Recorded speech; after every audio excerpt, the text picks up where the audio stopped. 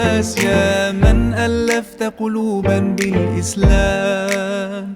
يا حبيبي يا شافعي يا رسول الله، بأمي وأبي فديتك سيدي، صلاة وسلام عليك يا نبي. حبيبي يا محمد، أتيت بالسلام والهدى محمد. حبيبي يا محمد، يا رحمة للعالمين يا محمد.